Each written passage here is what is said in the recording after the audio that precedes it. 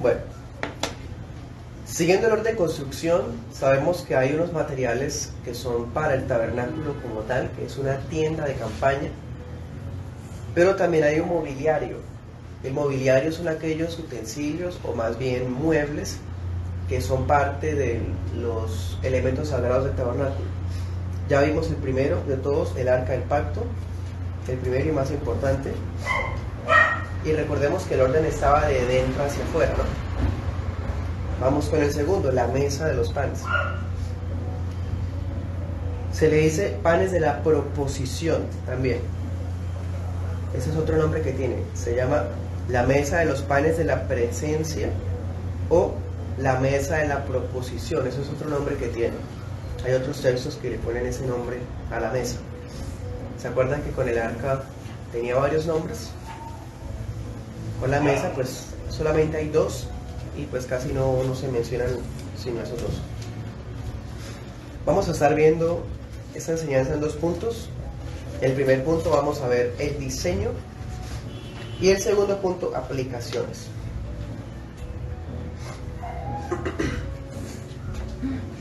Comencemos, verso 23.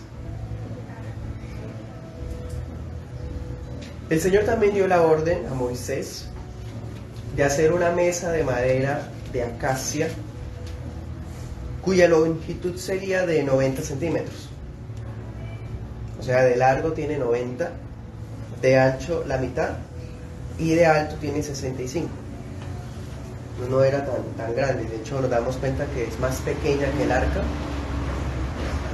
Y por Éxodo 40:22 sabemos que se ubicaba en la parte norte del tabernáculo, dentro del lugar santo. En otras palabras, detrás del velo del lugar santísimo estaba solamente el arca del pacto. Luego había una habitación contigua, por así decirlo, que era el lugar santo. Ahí estaba la mesa de la presencia. Verso 24. Parecido como el arca, ¿no? Era de madera cubierta de oro, solo dos materiales. Pasa lo mismo con la mesa. Se recubría de oro puro y se le diseñaba una moldura de oro. ¿Se acuerdan la cornisa que tenía el arca? Bueno, lo mismo ocurre con la mesa. Ese tema de la cornisa es por diseño, por estética, y no quedar pues una simple forma de caja o algo simple. Entonces eso le da un toque de técnica. En el hebreo, algún comentarista llamado Dale dice que esa moldura de oro tenía forma de corona y rodeaba la mesa de la presencia, parecido a como ocurría con el arca, solo que quizás esta apariencia de corona era más pronunciada que en la misma arca. Verso 25. Y eso es otra característica que tiene diferente. Se le debía hacer un marco alrededor, o sea, tenía dos marcos. Al parecer es uno arriba y uno abajo. Y ese otro marco tiene 7 centímetros de ancho. Dicen en las Biblias antiguas, un palmo menor. Aparentemente en la medida de una mano, pero como saben, pues las medidas trayéndolas a los días de hoy son muy difíciles de precisar porque eran aproximaciones por el cuerpo humano. Por ejemplo, la traducción viviente dice que son 8 centímetros y la versión internacional dice que son 20. Entonces hay como diferencias en las traducciones precisamente por este tema. Como sea, nosotros escogimos la de la Reina Valera actualizada, que dice que son 7 centímetros. Bueno, verso 26. Se debía fundir 4 anillos de oro, lo mismo que con el arca, 4 anillos de oro en sus esquinas,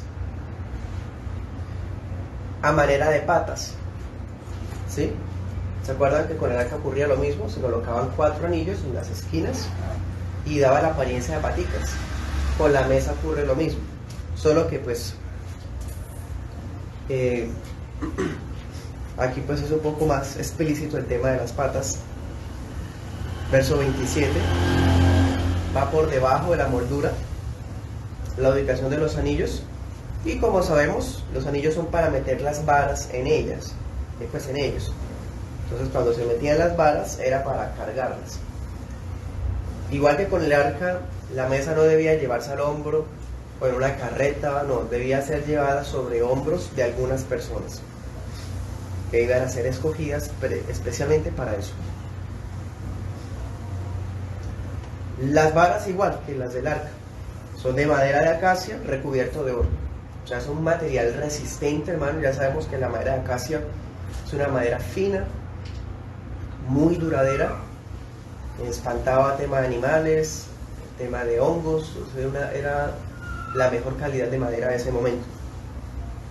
Y más encima, diríamos por acá, la recubren de oro. Entonces era muy firme la estructura de la mesa.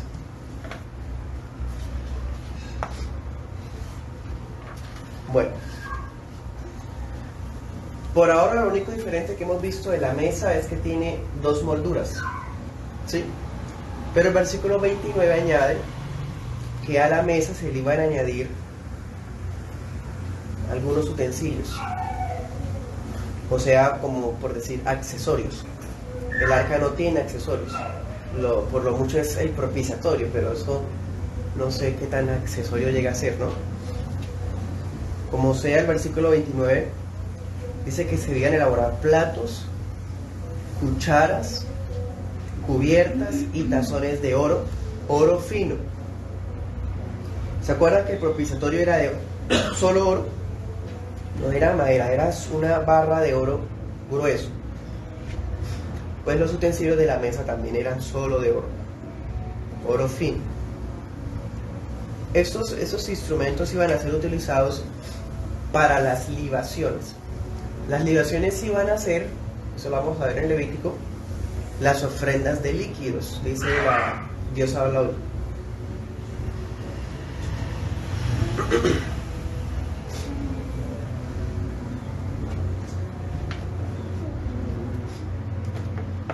Bueno, versículo 30, otro tercer accesorio de la mesa, por así decir, sería el pan de la proposición. Esa palabra en la Biblia es única, proposición. Y pues en español tiene otro sentido que en hebreo no tiene. Entonces eso es un término tan adecuado, la verdad. Con decirles que esa expresión proposición también podría traducirse como rostro, o sea, pan del rostro. Y las versiones modernas dicen, pues más explícito, pan de la presencia, ¿sí? Porque eso de rostro no es nada místico, es una expresión que alude a que el pan estaba cerca de Dios. Claro, acordémonos que está al lado del arca del pacto, solamente hay un velo que lo separa. Entonces es el pan que estaba frente al rostro de Dios, ¿sí? Es una forma de decir que está cerca de la presencia, está cerca ahí de Dios mismo. Entonces por eso se le llama pan de la proposición.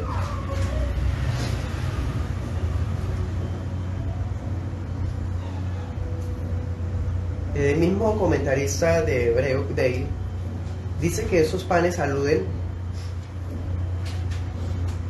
a que, bueno, son una representación del llamado de Israel, de la labor espiritual de Israel en el reino de Dios, ¿sí? Por eso esos panes debían estar ahí casi todo el tiempo. Vamos a Levítico 24:5.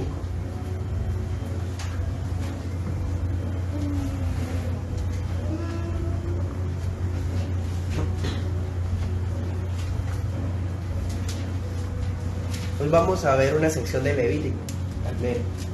Ya vamos a adelantarnos, porque resulta que las instrucciones para la mesa van a culminar hasta Levítico 24, porque dice que se colocan los panes, pero bueno, ¿cómo se hacen los panes? ¿Sí? Levítico nos habla de eso. Dice, toma harina fina y haz con ellos 12 panes. Cada pan será de 4 kilos. Los colocarás en 2 hileras, 6 en cada hilera, sobre la mesa de oro puro, delante del Señor. Pondrás también sobre cada hilera incienso puro, y será para el pan como señal, una ofrenda quemada al Señor. Cada día de reposo los colocarás siempre en orden delante del Señor, proposición, de parte de los hijos de Israel, como pacto perpetuo. O sea, los panes representaban a los hijos de Israel, a las 12 tribus, porque son 12, ¿no? 12 panes. ¿Serán para quién?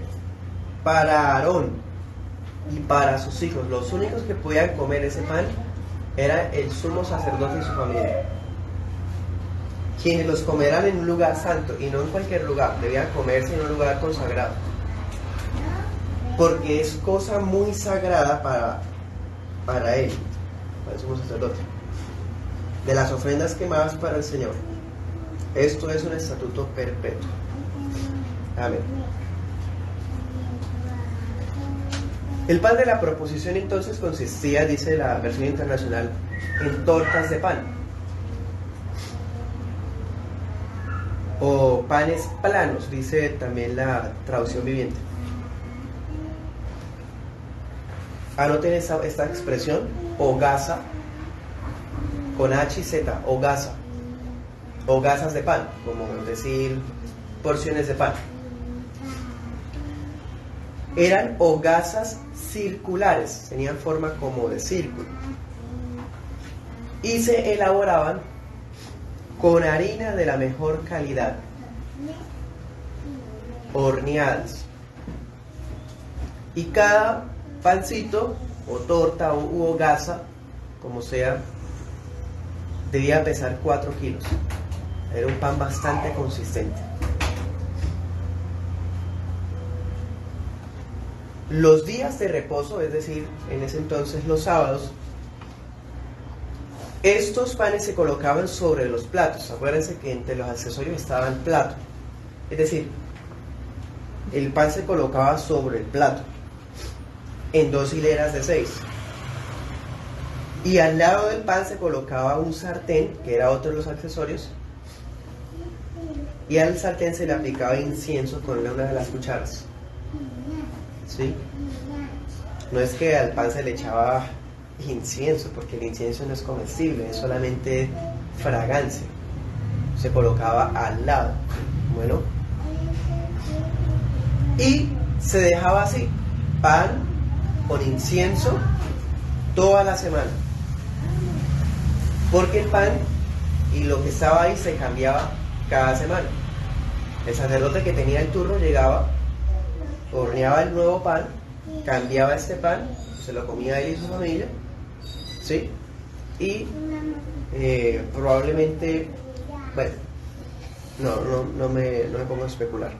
El caso es que él cambiaba el pan, se comía el que estaba viejo y el nuevo pues lo renovaba, ¿sí? De tal forma que nunca faltaba el pan en la mesa, que el pan siempre estaba ahí, delante de la presencia de Dios, pan de la presencia.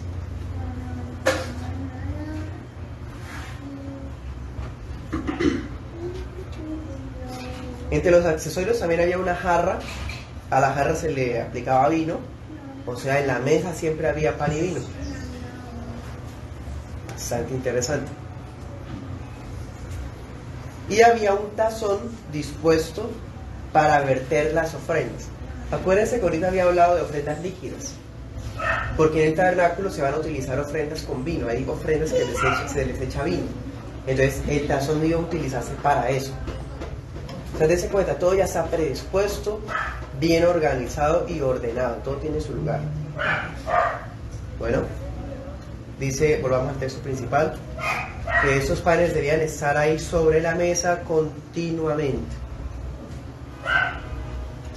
Y esas son, hermanos, todas las características de esta mesa. Los platos también se da a entender que eran grandes, no eran platos como los del tinto en Colombia. Dice que pesaban 130 ciclos en el número 713. O sea, eran prácticamente algo parecido a, ¿cómo se llaman? Bandejas, ¿sí? Eran platos, pero tenían un tamaño pues, siempre pronunciado, ¿no? Además que eran de oro. En Éxodo 37, del 10 al 16, que es nuestro texto paralelo, se dice que fue Bezalel el que construyó la mesa y lo hizo todo al pie de la letra en cuanto al diseño. Todo lo hizo tal cual. Tanto es así que el Espíritu Santo nos repite las mismas instrucciones en el 37. Lo mismo. ¿Eso para qué sirve, hermanos? Cuando Dios reitera un tema es porque hay importancia en él. ¿Qué importancia implicamos en que se repitan ese tipo de medidas? Cosas que nosotros muchas veces quisiéramos ni leer, o leer de rapidez como por cumplir. Hay un propósito, hermanos. La Biblia dice que toda la escritura es inspirada por Dios y útil para instruir, para enseñar, para perfeccionarnos. O sea, hasta eso tiene un propósito de Dios. No podemos simplemente pasarlo así o saltarlo. Cuidado con esa actitud. Lo que implica de que se repita es el orden, es la precisión, es la obediencia. El pueblo replica tal cual se le ordena, obediencia. El pueblo hace todo al pie de la letra, orden, organización, sincronización unos con otros. Bueno, y finalmente en Éxodo 40, 22, aunque fue Bezalel el que construyó las cosas, recubrió de oro la mesa, recubrió de oro las varas, hizo de fundición los anillos, hizo de oro la moldura, la segunda moldura y la otra moldura también, ¿sí? Dice que fue Moisés, cuando se levantó el tabernáculo por primera vez, fue Moisés el que ubicó la mesa en el lugar, llevó la mesa hasta la parte donde iba a estar en el lugar santo, y él colocó los panes en orden. Organizó los 12 panes sagrados sobre la mesa. Bueno, claro, Moisés es el mediador del antiguo pacto. Por eso él es el que, ¿se acuerdan? El que armó el arca del pacto. Y ahora vemos que es el que organizó la mesa de los panes de la proposición por primera vez. Algunas aplicaciones, segundo punto. Para el pueblo de Israel, este mueble sagrado representa, y esto me parece muy lindo, la comunión con Dios. Recordemos en Éxodo 24:11 que había pasado. Los príncipes del pueblo, los 70 ancianos más importantes con Aarón, Nadab, Abiú y Moisés, comieron delante de Dios.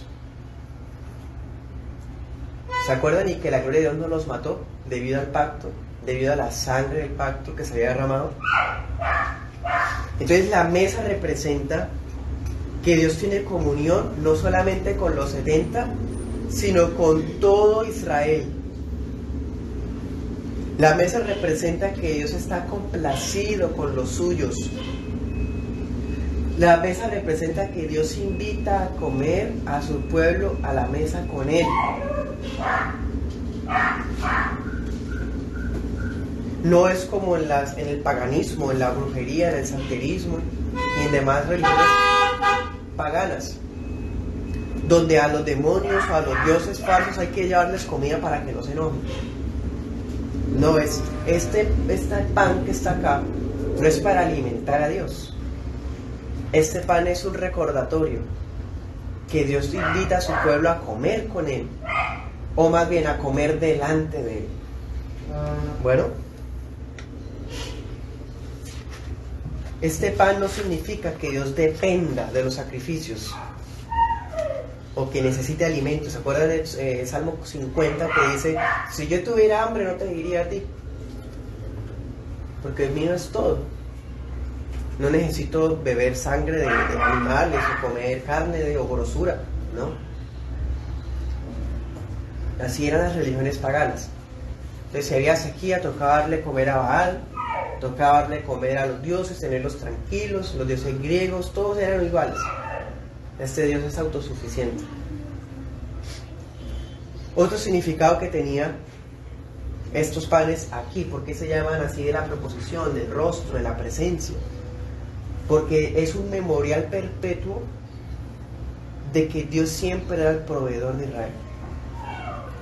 El pan siempre estaba delante de Dios porque Dios estaba comprometido a ser el benefactor y el proveedor del pueblo para siempre. Todos los días de la semana Dios prometía el pan para su pueblo. Era una forma de decir, siempre hay pan en mi presencia, pueden venir a buscarlo. Y yo se los ofrezco. Un pan que se renueva cada semana. Qué hermoso. Entonces dense cuenta, muy diferente del paganismo. Cuando alguno piensa que el cristianismo o instrucciones como estas son imitaciones de religiones de otros países, eso es falso. Ningún Dios es así como este, hermanos. Un Dios autosuficiente, tan lleno de gracia por su pueblo. Leamos Mateo 12, 2.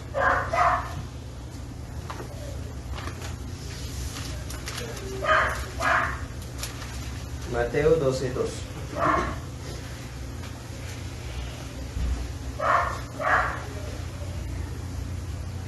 En una ocasión el Señor Jesús estaba con los discípulos y los discípulos estaban sacando espigas siendo Shabbat. Y la tradición de los fariseos era que en Shabbat no se podía hacer absolutamente nada, ni siquiera sacar espigas. Sería el equivalente a quitar mamones de una rama de mamones para comer ese día. Hagan de cuenta así, en términos más parecidos a nuestra cultura. Mateo 12:2. Al ver a los fariseos, se dieron cuenta de lo que decían los apóstoles. Le dijeron a Jesús: mira, tus discípulos hacen lo que no es lícito hacer en el sábado. Jesús les dijo: ¿no han leído qué hizo David cuando tuvo hambre, él y los hombres que estaban con él? ¿Cómo entró en la casa de Dios y comieron los panes de la presencia, que no les era lícito comer ni a él ni a los que estaban con él, sino solo a los sacerdotes? 7. Si hubieran conocido qué significa misericordia quiere y no sacrificio, no habrían condenado a los que no tienen culpa. Amén. El Señor está haciendo referencia a 1 Samuel 21, 1 en adelante. En ese pasaje, en 1 Samuel 21, David un día, cuando huye de Saúl, acude al tabernáculo para buscar provisiones y buscar armas. Resulta que, como no había más para ofrecerle, el sacerdote le dice: no tengo nada de comida para darte, pero están los panes. Y el sacerdote se los alista y se los da a David para que tenga provisiones él y los que con él están. Pero no decía que la ley que solamente era para la familia del sumo sacerdote y que no era para llevar a domicilio o para sacarlo de ahí, tenía que comerse en el lugar santo. Entonces, ¿por qué se le permite? Y ustedes ven el sumo sacerdote Ahimelech, que le entrega los panes así, fácil, a David. Pues resulta, hermanos, no había más para ofrecerle. Y la única condición que el sacerdote le puso fue que tanto David como los hombres de él se hubieran guardado de mujeres. Esa era la única condición que él había dado, o sea, de relaciones sexuales esos días. ¿Por qué el sumo sacerdote actúa tan fácil en ese sentido? Y eso es un principio importante que Jesús lo enseña en Mateo 12. La misericordia impera sobre las reglas. El amor está por encima de la ley, por así decir, porque el amor es el cumplimiento de la ley. Ahimelech entendió que la misericordia está por encima de la ley. Dice en Santiago, la misericordia triunfa sobre el juicio. En otras palabras, el sustento para David, la necesidad que David tenía de vital, era más importante que seguirse a la regla establecida de que solamente el pan podía comerse en tal lugar y solo por tales personas. ¿Me hago entender? O sea, el sustento de un hombre para sobrevivir es prima sobre la regla de que solo la familia del sumo sacerdote puede comer esos panes. Ese es el principio cristiano de misericordia, de gracia, y por eso Cristo le dice: si ustedes supieran qué significa misericordia quiere y no sacrificio, no condenarían a los culpables.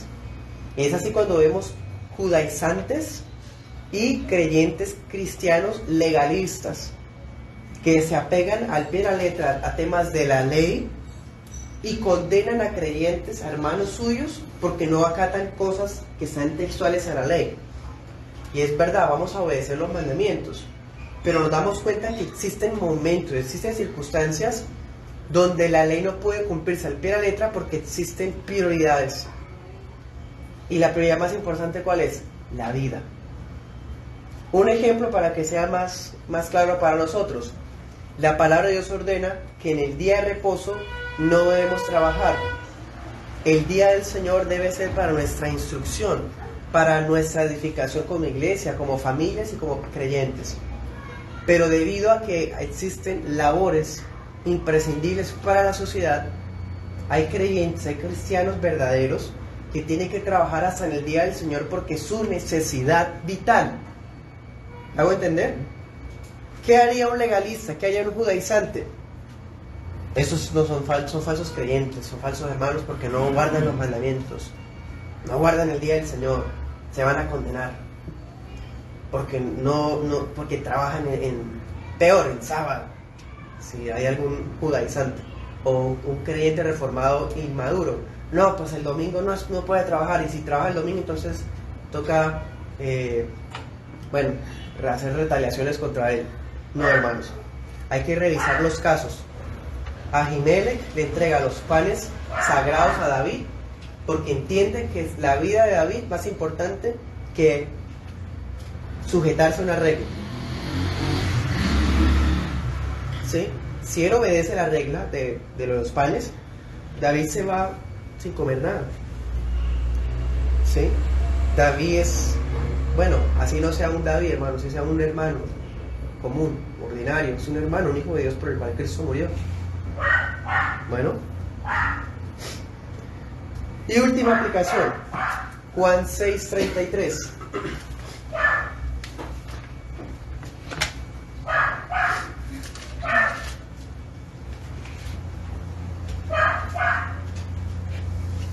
El pan de Dios es aquel que desciende del cielo y da vida al mundo.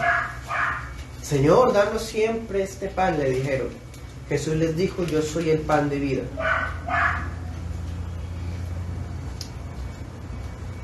Los cristianos, la iglesia del nuevo pacto, tenemos acceso a un pan superior a los panes de la proposición, porque ese pan tocaba cambiarlo, ¿se acuerdan? Y el sacerdote tenía que prepararlo y alistarlo.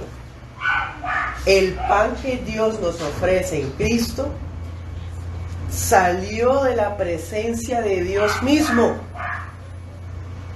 No fue el sacerdote el que lo preparó. Ese pan salió de Dios mismo.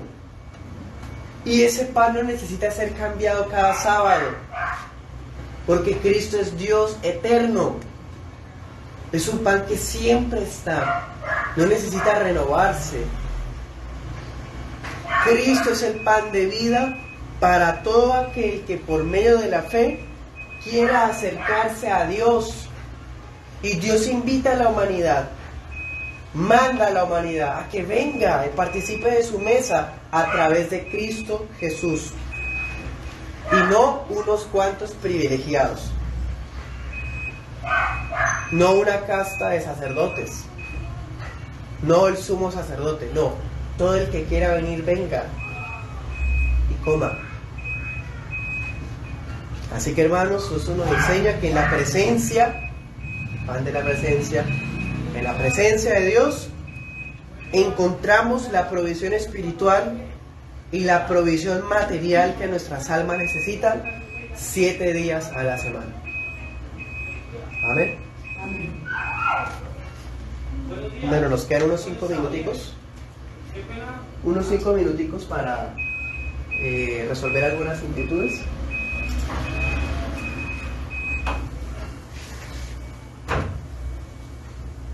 ¿Tienen preguntas?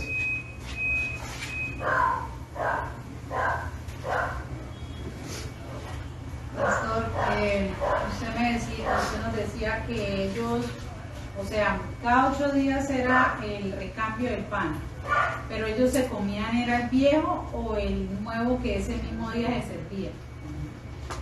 Porque como era pan sin leudar. ¿Que era muy duro? No, lo digo porque de pronto se puede dañar, ¿no? Sí. Bueno, ahí usted me hizo ir a un tema que no quise profundizar porque queda en incógnita. No sé de manera estricta si es pan leudado o no leudado.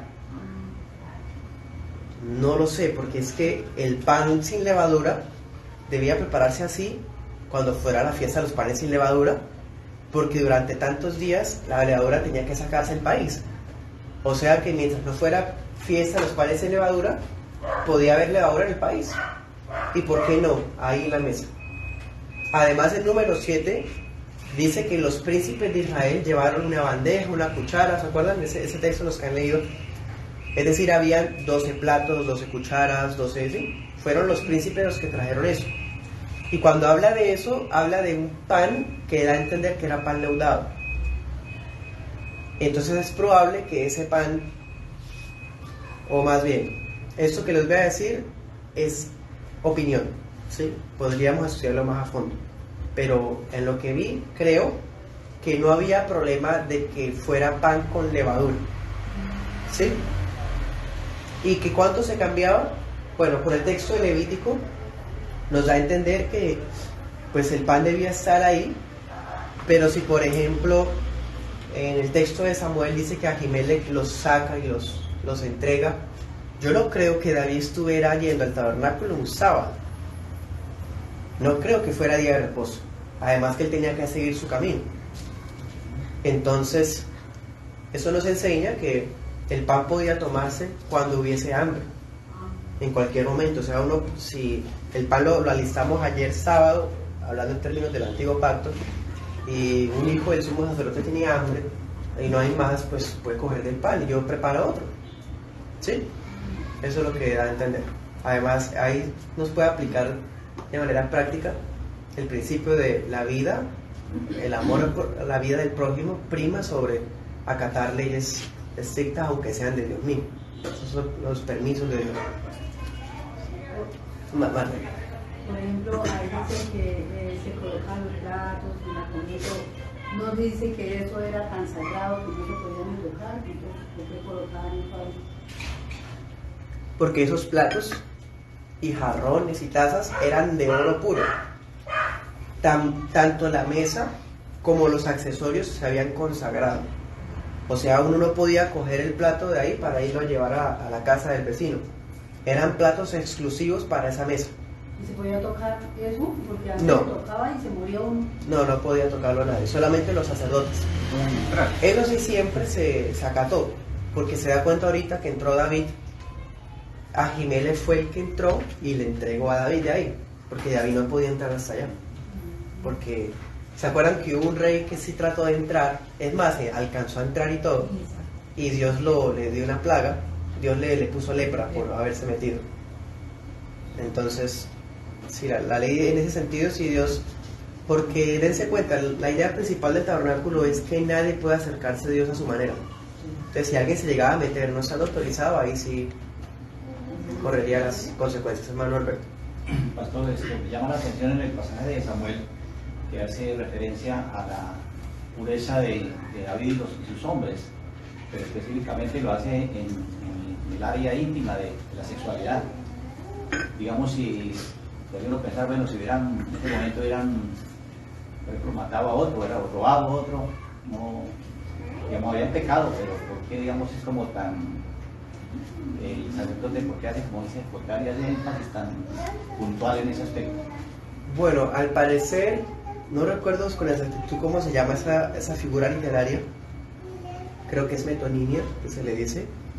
Es una forma de decir, a lo menos se hayan guardado mujeres. O sea, no a entender que eso sea lo único en lo que ellos no hayan hecho. Da a entender es que por lo menos tengan la aptitud, con P, aptitud para poderlo comer, ¿sí?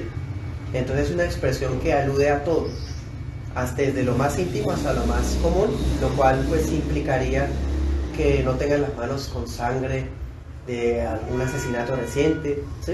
Eso es lo que requiere, significa.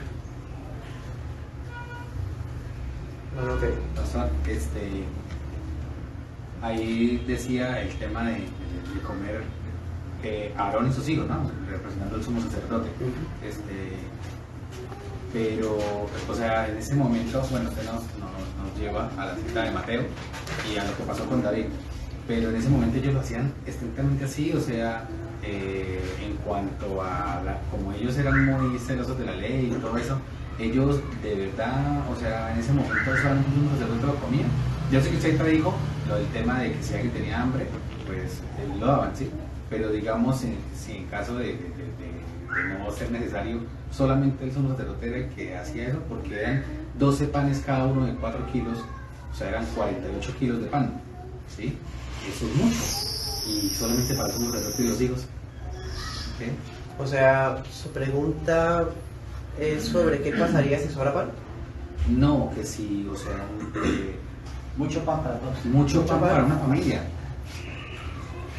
Bueno, su pregunta está, bueno, tiene un sesgo cultural, porque está partiendo de que las familias eran igual que las de hoy. Ah, sí.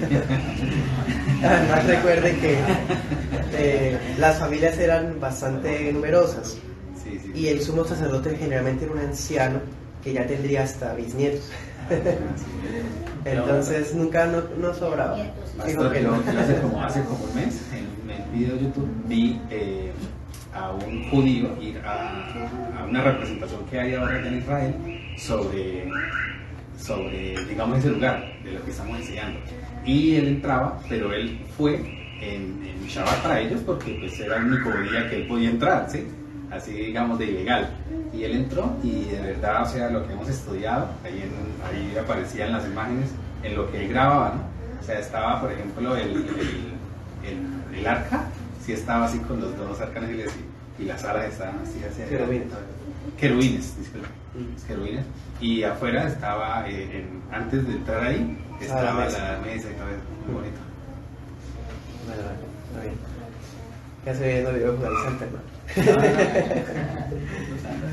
Bueno, vamos a hacer un breve receso y ahorita vamos a entrar a un punto de oración, ¿no? Casi para. Ya lo supe con la